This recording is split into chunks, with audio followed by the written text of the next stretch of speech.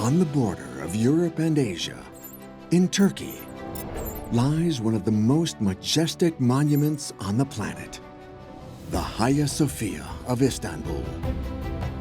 This monumental structure was built more than 1,500 years ago as a basilica, transformed into a mosque, and then a museum, and recently converted back into a mosque. Its 6th century dome soars more than 55 meters, the equivalent of a 17-story building. There are 40 openings that allow the interior of the dome to be illuminated. It's a fabulous innovation. It had been a challenge for architects for the coming millennia. How does it stand? Today, researchers studying the 7,540 square meter monument rely on the latest technology. Wow, it looks so impressive.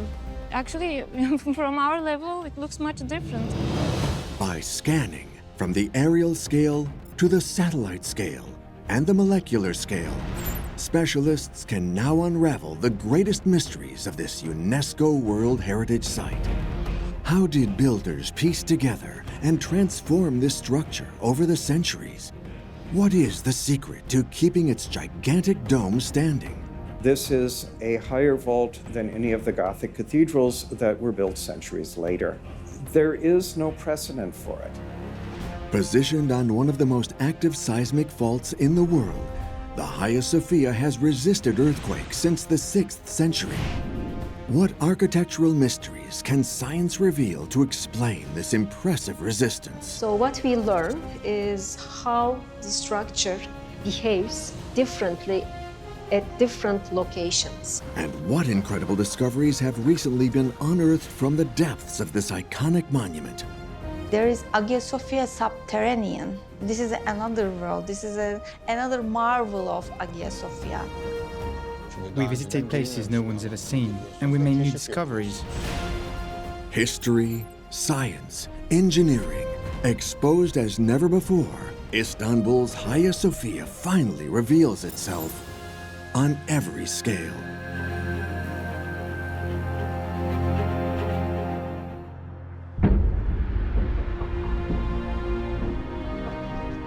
On the shores of the Bosphorus, the Hagia Sophia's iconic silhouette stands out on the Istanbul skyline. A massive building with a gigantic dome and 4 towering minarets. Builders carried out a series of modifications over its 1,500 years of existence, leaving a complex structure combining centuries of engineering ingenuity that still fascinates historians today. The building has been there since 6th century, and it had a very, very long afterlife, so it's like a patchwork. Today, archaeologists are using new technology to solve the greatest mystery of the Hagia Sophia. They want to unravel the sequence of building works that form the building. Bilge Ağar is a professor at the Department of Architecture at Istanbul Technical University. She thinks that the key to understanding the structure of the current building is to investigate its original construction. Behind me is the 6th century Hagia Sophia, but the 6th century Hagia Sophia is the 3rd building with the same name that is standing here. The Hagia Sophia today is in fact the 3rd building of this name to stand here. The first was completely destroyed by fire. The second was built in the 5th century, and traces of it still remain today. Behind me, we see the original ground level of the 5th century Hagia Sophia. We see some friezes back there with some decoration on it, and we have some remains of its entrance portico. The whole building occupied about the same amount of ground space as Sophia today. 3D modeling techniques make it possible to visualize the 5th century basilica that preceded the Hagia Sophia we see today. Builders made an immense 60-meter wide structure in a rectangular form, fitted a wooden roof, and an entrance portico supported by a series of monumental columns. The structure suffered the same fate as the first that stood here. Hagia Sophia of the 5th century was burnt. So Justinianus immediately started the project of a new cathedral. After the second Hagia Sophia burned to the ground, 6th century Emperor Justinian, ruler of the Byzantine Empire, decided to build a third version of the monument. The Hagia Sophia that he started would be transformed and upgraded by generations of builders over the next millennium, leaving a gigantic puzzle that can only be deciphered using the latest technology.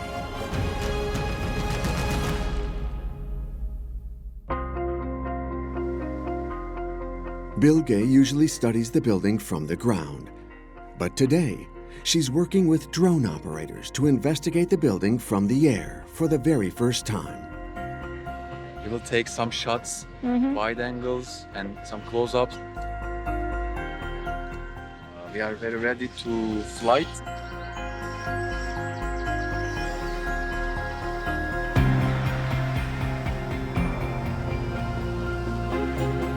By flying over the Hagia Sophia, almost 100 meters above the ground, the aerial views change the scale of her observation. Wow, it looks so impressive. Actually, from our level, it looks much different. It's very important to grasp the buildings in a three-dimensional scale. The drone, it's actually like a 3D model. It's a complete different thing, and the three-dimensional figure would give us much more opportunity to understand and express what we have to tell about the building. Today, it's difficult to recognize the design chosen by the monument's original builders. But the drone views allow Bilge to spot the original plan of the third Hagia Sophia. Well, basically, when we look at the plan, it's a basilica. I mean, it's closer to a square, which is typical for a Constantinopolitan basilica. It's 71 by 77 meters. Then the dome is placed on this square through a series of extremely sophisticated construction elements. Well, the main challenge is certainly to put the round plan of a dome over the rectilinear plan of a basilica. We should look at this building as an experiment, and a building in a colossal scale, trying something that has not been tried before. 3D modeling exposes the unprecedented architectural innovation of the Hagia Sophia. This is the first time that engineers building a basilica of more than 5,000 square meters would install a monumental dome measuring 32 meters in diameter. And they extended it by building 2 semi-domes on each side. Finally, they added 4 massive buttresses to each side of the 6th century building. But today, the Hagia Sophia's layout appears much more complex. That's because generations of builders would go on to add new structures to the original building. These modifications are easily spotted from the air by drone. Could we go to the eastern parts? We will see the later buttresses. Attached to the narthex, we see a series of buttresses. They could be added as a repair activity during the Latin occupation, or maybe in the restoration period afterwards. These are flying buttresses used in sequence as they would be in French Gothic construction. So it's the Latins who are in control of the city are importing a structural system that is developed in France and using this as a way of stabilizing the older cathedral of Hagia Sophia. Bilge uses the drone to investigate a final addition to the structure. A feature ordered built in the 15th century by Sultan Mehmed II of the Ottoman Empire, some 1,000 years after the monument's initial construction. When Constantinople fell to the Turks, Mehmed II transformed Hagia Sophia into a mosque. So it needed a tower for the call for prayer. So the first minaret was added during his time. And then the minaret was expanded to 4 minarets. In fact, You don't need 4 minarets. These are functionally superfluous. But visually, the idea of the dome framed by the minarets becomes a very prominent symbol. Architecturally, it was not surpassed for many centuries to come. The influence this building had on world architecture is immeasurable. After a millennium of transformation, this innovative building became an architectural model for the mosques of the new Ottoman Empire from the 15th century. You know, when I first arrived in Istanbul, I could see the silhouette of Hagia Sophia, and my heart stood still, and I thought, I have arrived. And then the bus went around another corner, and there was another Hagia Sophia. And then it ran around another corner, and there was another Hagia Sophia. And finally, I realized it's that all of the mosques in the city look like it.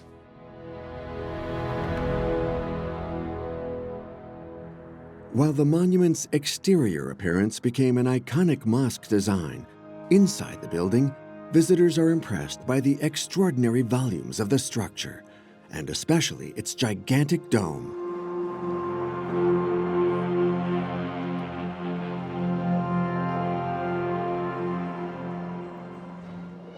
A true architectural feat, it is known as one of the greatest masterpieces of antiquity.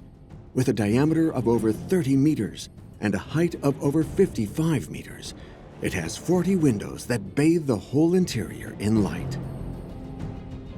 When we look at 6th century attestors of the building, their descriptions also say the same thing. Procopius, for example, says the dome is like it is suspended from heaven with a golden chain. The effect of these windows making a break between the dome and its all structural elements. So it feels like the dome is just flying in mid-air. All that airy side of the dome, all those side windows, they were full of light. Visitors were surprised. They wondered how it would hold. How did builders manage to construct this colossal structure, which seems to float in the air, without modern techniques and tools? The answers lie in understanding the origin of the Hagia Sophia. When the Emperor Justinian demanded it built in the 6th century, he ordered his architects to surpass a building he considered the most impressive in the world. A monument located almost 2,000 kilometers away in the heart of the ancient city of Rome. The first idea was to compete the Pantheon in Rome with its great dome. A building that has set itself up to be admired, but also to be imitated. And with Hagia Sophia, it's not so much imitation, but doing something that goes beyond the Pantheon. The Pantheon is a circular dome, built without going into detail, in a kind of very solid concrete. The base of the dome is continuously carried by masonry walls. Here we have a skeletal system. The dome is carried by 4 very large arches, which are supported by 4 very large piers. So the architecture of the place is actually a colossal canopy. 3D modeling exposes the challenge that builders faced. They would build a dome on top of a square structure formed by 4 pillars, linked together by 4 Roman arches more than 30 meters high. But the innovation didn't stop there. To surpass the Pantheon, Emperor Justinian bets everything on the gigantic dome. In contrast to the Roman dome, which is built in the form of a sphere, the emperor wanted to build a lower dome to symbolize a celestial vault, and to do something never attempted before, fit it with 40 windows. And this is new. The first innovation is to build a relatively low dome. There, the light of God must be brought into the church. And so all this is a huge innovation. What this means in terms of the design is that although it appears transcendental, airy, weightless, and so on. It is in fact a very heavy building. The low dome collapsed only a few years later after its construction and was immediately rebuilt in its present form. But how did engineers allow this dome, weighing thousands of tons, to rest on only 4 pillars? 3D technology exposes the hidden secret of its construction. The dome is built with 40 ribs that form a stone framework. That is not a flat surface, but the interior of the dome is ribbed. There are ribs, like the ribs in an umbrella, that will strengthen the dome. 40 ribs are used to hold the dome. And then, between the ribs, there is brick filling, which needs to be as light as possible. 3D modeling reveals the material hidden under the decoration of the dome. A very special type of lightweight brick. Examining the brick on a microscopic scale reveals that builders made them from a mixture of earth and tufa, a very light material. At the time, these bricks were so light that engineers claimed that 12 of them weighed no more than an ordinary brick. Once we've done that, we have our ribbed dome. We have to put the whole thing on what we call a drum to distribute the loads of the dome because we can't leave the 40 ribs up in the air like that. What will allow something very innovative, once again, is to pierce this drum with 40 openings that will allow us to illuminate the inside of the dome, the entrados, as they say. This is how the builders were able to allow a ring of 40 windows around the base of the dome. This would be impossible at the Pantheon. So there again, great innovation. We light up the sky, extraordinary. The 40 windows also made the structure considerably lighter. But there was another problem that would challenge builders. They needed to safely distribute the weight of the circular dome onto 4 pillars forming a square. When we cover a square space with a dome, which has a round base, we need some transition elements to make the change from the square to the circle. So the pendantios are basically actually doing that. So as we see behind me, they are these spherical triangles. They are part of the structural system. Between the arches and the base of the dome, they are covering the empty area. The solution was to fit triangular devices called pendentives that work like a buttress arch. They redirect the weight of the dome and concentrate it at the 4 corners over the pillars. So there lies the wonderful innovation of making this connection between circle and square at an extraordinarily large size, to put it simply. But to complete this innovative building, builders needed to solve one last structural problem. With the weight of the dome, there's a tendency that the pillars and the arches tend to open up. To withstand outward forces, builders added 2 huge half-dome structures to the east and west. Then they built 4 massive exterior pillars to the north and south.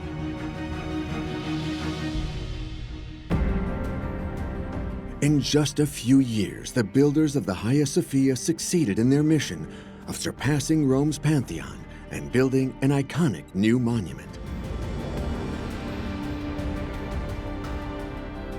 It had been a challenge for architects for the coming millennia, and it hasn't been achieved for a very long time afterwards. This is a higher vault than any of the Gothic cathedrals that were built centuries later. So it's a dome that is not surpassed until the 16th century. Architects designing and building the massive dome of the Hagia Sophia had to learn from their mistakes. Over centuries, they added reinforcements to consolidate the building, features preserved at this UNESCO World Heritage Site to this day. Incredibly, this huge monument has withstood numerous and severe earthquakes. One of the most dangerous struck Turkey in August 1999. The earthquake had a magnitude of 7.4 on the Richter scale and devastated the region of Izmit near Istanbul. thousands of people lost their lives and hundreds of buildings were destroyed. I was there in 1989. The house next door to me collapsed. It was I was out on the street in my underwear at 3 o'clock in the morning, not knowing what to do. And the next morning, my colleagues who were working on the restoration of Hagia Sophia were back on the scaffolding at work. There was no damage to the building at all. Why is the area so prone to earthquakes? Examining the region on a satellite scale exposes the answer. Istanbul is situated close to the North Anatolian Fault, one of the most active faults in the world. It's the border between the Anatolian and Eurasian geological plates.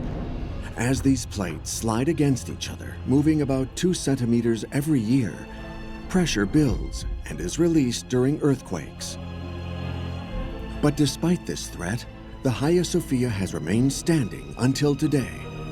Clues to explain how this is possible can be found by examining something invisible to the naked eye, the stratigraphy of the soil. The Hagia Sophia is built on top of an anticline, a fold in the Earth's crust created by the movement of tectonic plates formed more than 400 million years ago. Examining the rock at a microscopic scale exposes that it's a stone known as compressed schist, a particularly strong material. But this alone doesn't explain how the monument stays standing. Eser Çakti is the director of the Seismic Laboratory of Bogazici University in Istanbul. She has been commissioned by the authorities to assess the ancient and future capacity of the Hagia Sophia to resist earthquakes.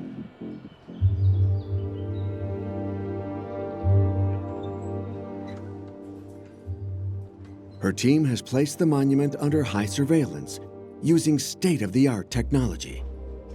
She wants to understand the building's movement and its reaction to tremors.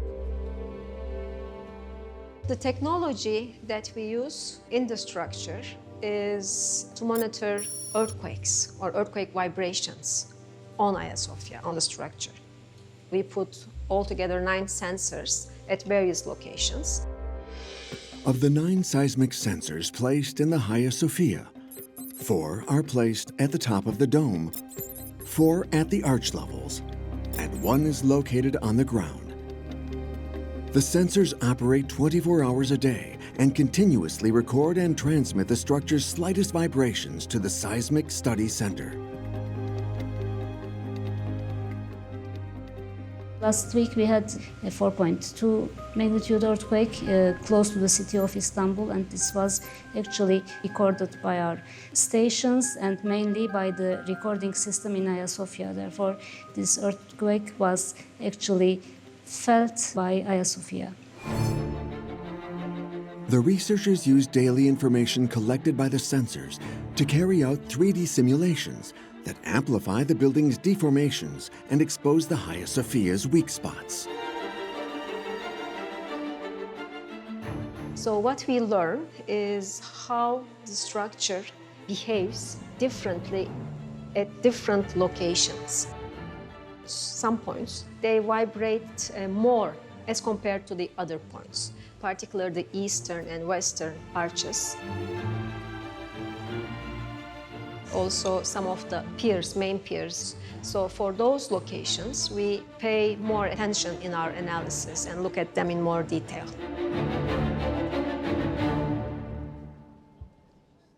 In recent years, the seismic research team has been using a new technology to monitor the arches and pillars more closely and assess whether significant deformation is taking place. Laser scanning. The technology allows them to monitor large surfaces and discover details invisible to the naked eye. The laser scanner allows us to easily scan with high resolution a very large area up to 120 meters wide. This is invaluable information because, the size of the structure, it's huge, it's colossal. However, deformations in the order of centimeters may mean a lot. But from the ground level, you might not be able to sense those deformations in the order of centimeters, while the sensors can. By taking millions of measurement points every second, the researchers can create a detailed 3D model of the building. Every year they create a new model, allowing them to compare point by point the slightest micro movements in the superstructure. We have compared the images or the information, and according to our analysis and comparison of our results, structure has not moved recently. Today, the Hagia Sophia seems unshakable, but this wasn't always the case. A few years after its construction, the dome collapsed. Engineers building the first dome of the 6th century Hagia Sophia used a different design to the one we see today. The dome was built in a relatively low-profile manner. The Pantheon is completely inscribed in a sphere. And so this lowering has also weakened the dome. With its peculiar geometric shape, the forces exerted by the original dome were directed to the sides, making the structure particularly unstable in the event of an earthquake. With the collapse of the first dome, the architect of the second dome went safe rather than daring in his design, so that the geometry of the dome as it was rebuilt is different from the original geometry of the dome. When it was rebuilt a few years later, it was reassembled. 5 years after its collapse, architects built a new dome, 6.25 meters taller, reaching its current height of 55 meters. The new dome might be higher and heavier, but it's also much stronger. It was built higher. No doubt it was heavier, but the form was more stable. That is rather than pushing outward, the thrusts of the vault are pushing more downward because of the hemispherical form of the dome. The reconstruction of the dome in this new form was crucial to the final earthquake-resistant shape of the Hagia Sophia today. Now, new technology like 3D laser scanning lets researchers peer back in time and identify the challenges that the builders faced. What you see is the damages or the reconstructed parts of the main dome. On base level, you can easily see where the two parts of the dome come together. One part is the part that was destroyed during the earthquake, collapsed and reconstructed, and then the other one, the adjacent part, is the one that was original, that never collapsed, in fact, according to our knowledge today. After its first reconstruction, the dome partially collapsed twice more. The damage allowed builders to analyze and compensate for the final weaknesses of the structure. 3D modeling techniques expose innovative reinforcement that the original engineers dreamed up. In addition to the half-domes that held the main dome in place, they added huge pillars to the north and south. In the 14th century, a new type of reinforcement was added to the east, a flying buttress, followed by a series of further work in the 16th century.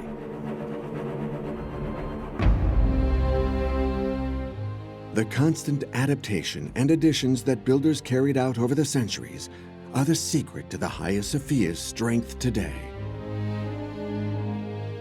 There is no doubt that Hagia Sophia, at the time it was constructed, of course, the best architects, constructors, masons of the period was used. There is no doubt about this. And then it has been very well kept over the centuries. That's why it is still standing.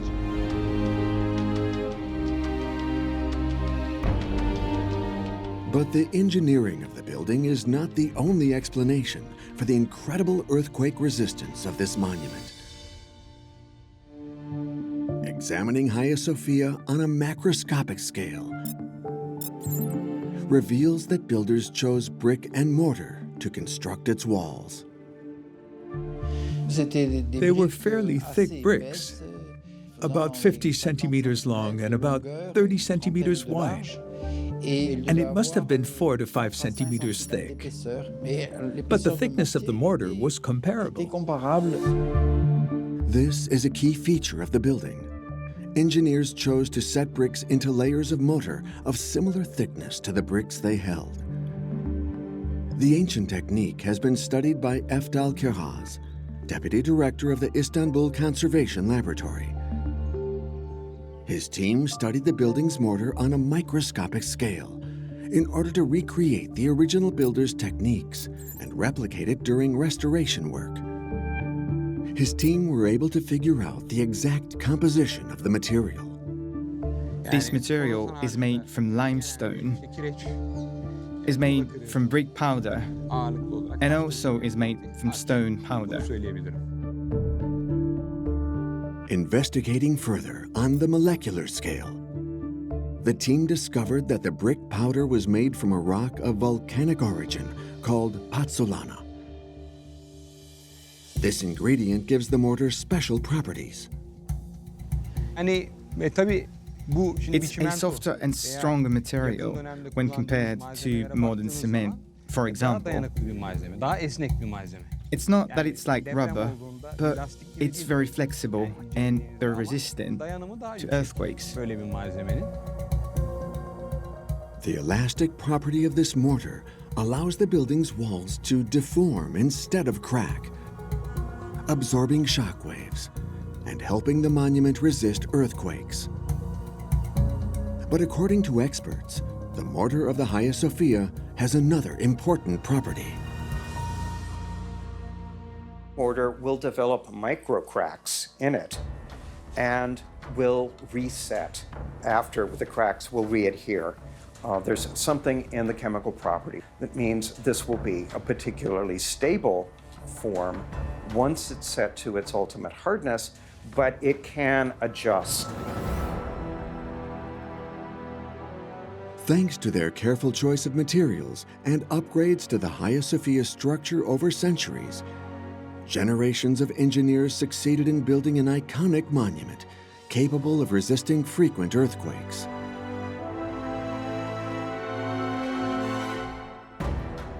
Whether it will stand the next big one, only time will tell. What we know from history, though, is it never collapsed totally. It has definitely a remarkable earthquake resistance, that's for sure. Seismic engineers can't predict with certainty whether the monument will withstand the next big one, so the Hagia Sophia remains under close surveillance. The original 6th century monument was built in the space of just 6 years, an astonishing feat that impresses specialists even today. This is under 6 years to build a building that is larger than any of the great Gothic cathedrals in France. You could put Notre Dame inside Hagia Sophia. I think only the towers would stick out. This is absolutely remarkable.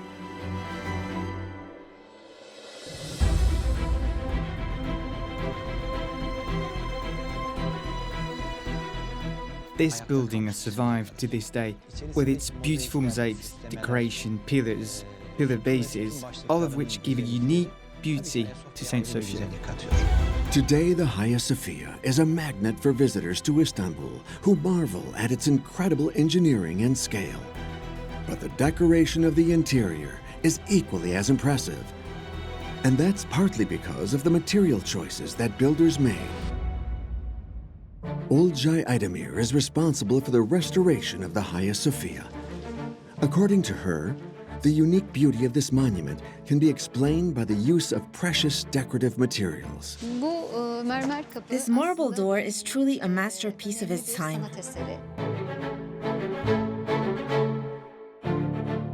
This monument is unique with its materials, structure, and ornamental composition. The base is made of bricks, but the whole structure is covered with marble stone, and partially with different types of marble. Examining the Hagia Sophia on a macroscopic scale exposes a palette of marble, each one more precious than the next. White, green, and even red marble, alongside an incredible display of glass mosaics. But where did the Hagia Sophia's engineers source these materials? Sometimes it takes centuries and new scientific approaches to reveal the secrets of the builders. Nadine Shabil is studying the origin of mosaics at the Hagia Sophia. By carrying out chemical analysis of the glass, she has revealed the geographical origin of these materials. 90% or over 90% of the glass does come from Egypt, and the chemical composition shows me that without any doubt. This in itself is not so surprising because glass was produced in Egypt, we know that, and Justinian gathered material from all over the empire. Examining this part of the world on a satellite scale helps visualize the origin of material used by builders. Black stone came from the Bosphorus, green marble from Greece, precious stones from Syria, and glass from Egypt.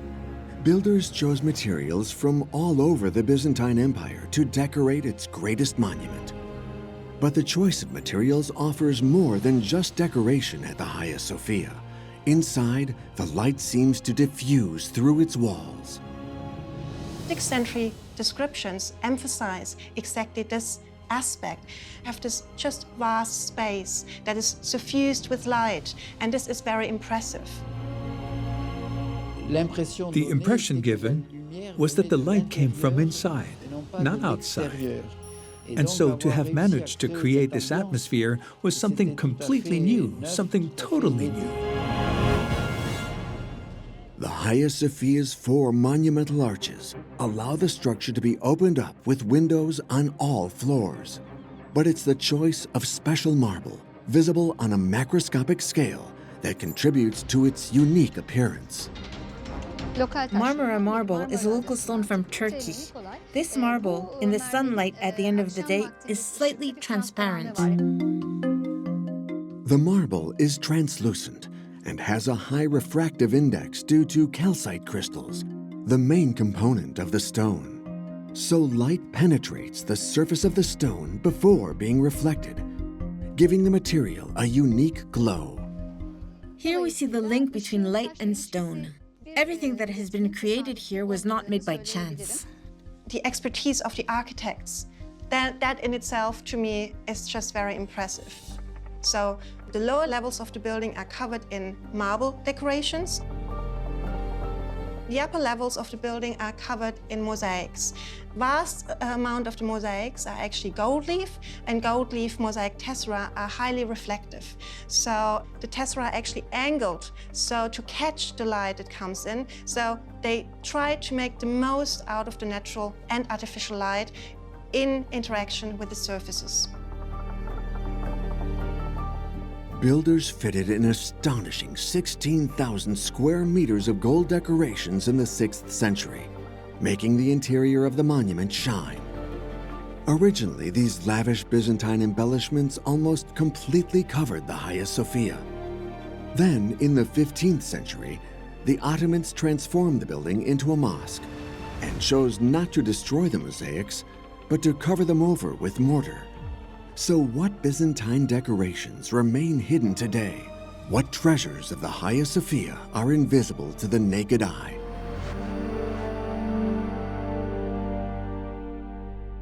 The Great Dome, a masterpiece of Ottoman art, has remained unchanged since the 15th century. But the majestic calligraphy conceals another treasure, created 6 centuries earlier. We know that by the 9th century, there was an image of Christ where that calligraphy was located. According to some researchers, a huge artwork is still hidden under the calligraphy of the dome, a gigantic mosaic representing Jesus Christ.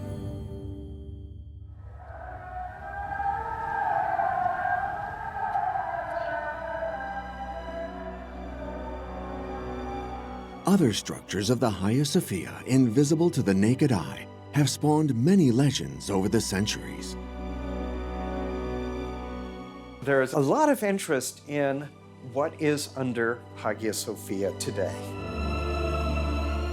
There are curious accounts from people who visited historically who said, oh, there's a great cistern under Hagia Sophia, and that there is this network of tunnels underground.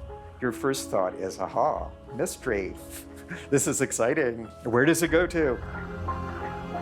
From 14th century, the pilgrims, ambassadors, travelers, they talk about this cistern.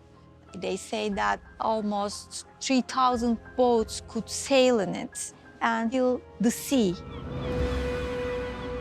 Could there be truth in this legend that has been passed down for centuries by travelers? What mysteries lie deep beneath the Hagia Sophia?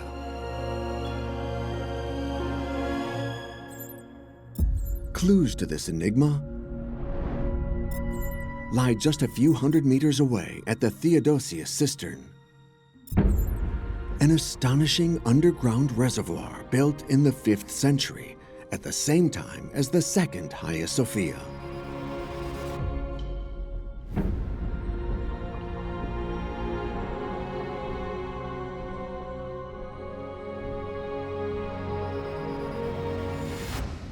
So this is a Byzantine cistern, basically. It is 40,000 cubic meters of water capacity. Çiğdem Özkan Aygun is an archaeologist and professor from the Department of Human and Social Sciences at Istanbul Technical University. She believes that the legend of the Hagia Sophia's subterranean secret stems from a feature of the city during the Byzantine period. We know there are 209 cisterns in Istanbul. Some of them are not existing, of course, but we know the existence of them. But there should be much more than this. Examining satellite imagery and 3D reconstructions exposes what is hidden underneath Istanbul. Hundreds of underground tanks were built during the time that the city was known as Constantinople. These reservoirs were connected to a vast hydraulic network more than 500 kilometers long that kept the city supplied with water.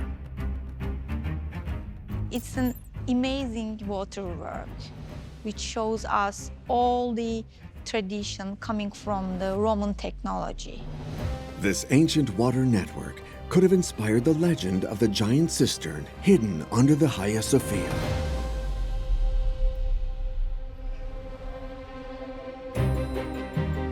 To solve the mystery once and for all, Professor Aygun assembled a team to investigate the subterranean world of the Hagia Sophia. She wanted to explore the depths of the superstructure. She obtained special permission to carry out one of the most incredible excavation campaigns that the monument has ever seen: the exploration of passages deep underneath the Hagia Sophia.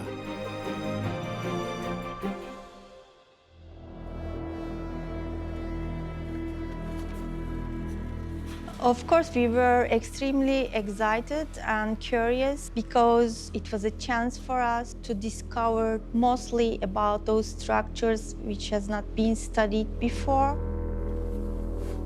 We came here like adventurers with a view to discovering.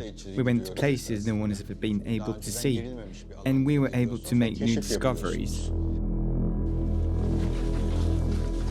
For 9 days, the research team explored the depths by every possible means. Caving specialists and divers joined forces to discover 8 previously unknown wells. Professor Aygun's multidisciplinary team recorded their exploration into these unmapped areas. We are in the well of Hagia Sophia in the nave. It's full of water. This well, most probably, is the source of the legends, beginning from 14th century. The pilgrims, travelers, ambassadors all mention about it because it's plenty of water, it's always full, 10 meters of water all the time. So they thought, okay, there must be a big cistern there because there is always water in it. The water is coming from somewhere. So they thought the source is much more bigger. The water source seemed limitless in the eyes of medieval visitors. But where does it come from? Okay, when I stop pulling, you can read the measurements. The team carried out chemical analysis of water and rock to make another discovery. The water in this well does not come from a cistern or from rain, but from underground water sources, a natural resource located under the Hagia Sophia.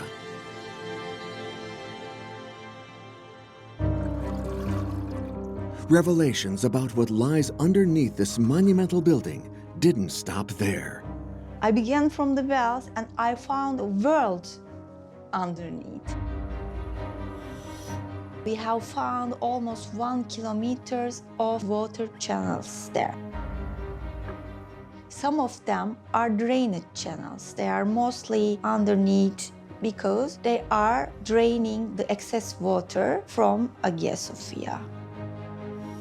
And under the western courtyard, there are the main supply lines. And that makes Hagia Sophia a part of the greater, longer supply line of the city. According to initial findings, the Hagia Sophia does have a hidden hydraulic network, but not a large cistern connected to the sea by canals. To investigate inaccessible areas of the underground network, the team turned to new technology, an ROV, or remotely operated vehicle. They used the ROV to access areas underground, including underwater, that are too narrow or too dangerous for humans. Thanks to this specially adapted machine, Professor Aygun's team was able to explore galleries leading to an incredible discovery: remains of the ancient Hagia Sophia. Under the Ezonar text, there's a vaulted structure supported by 23 piers. It is most probably prior than Justinianic Hagia Sophia. Examining aerial images reveals the location of these hidden remains under the Hagia Sophia, a vaulted structure built long before the current monument.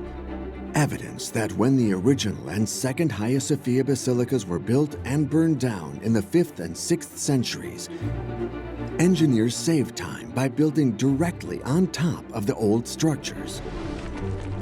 We can create more ideas, more theories about the prior Hagia Sophia. So this is also very interesting for the unknown history of Hagia Sophia. Now the team has discovered an even more mysterious structure to the south of the building. By taking precise measurements in the field, they've been able to model the enigmatic room in 3 dimensions. They believe it was originally a tomb called a hypogeum. We have found that it was a funeral hall, not only one hall, 3 halls together connected to each other. And most probably it's prior to the first Hagia Sophia. Hypogeum is the most enigmatic maybe because its walls are broken on the east and on the west, and 2 water channels are added into it. So it is converted into a water structure. And why and when did they do this? It's in the Byzantine era again they did it. But why they have neglected this tomb and converted it? This is the question that we are answering now. Professor Aygun's team have discovered treasures from the Hagia Sophia's past. 1,000-year-old structures lost deep underground. There is a Hagia Sophia beneath the Hagia Sophia, so there is Hagia Sophia Subterranean. This is another world. This is another marvel of Hagia Sophia.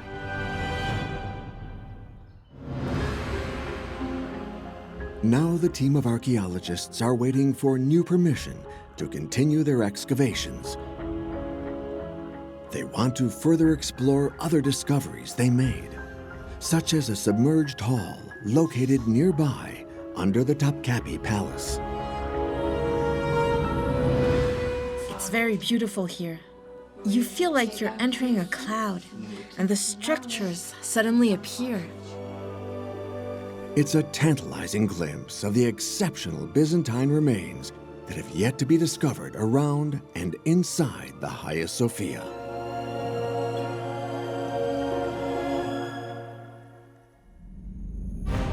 Decade after decade, archaeologists, aided by the latest technology, have unearthed many of the secrets of the Hagia Sophia. A monumental puzzle modified over the centuries, a robust structure designed to resist earthquakes, built using incredible engineering innovations. These are all characteristics that make this 1,000-year-old monument a world heritage of humanity, whose legacy must be preserved. It is undoubtedly one of the most important architectural pieces, certainly of the first millennium, but probably in history more generally. It's a cradle in the history of architecture and history of human beings. You have to see it and you have to experience it.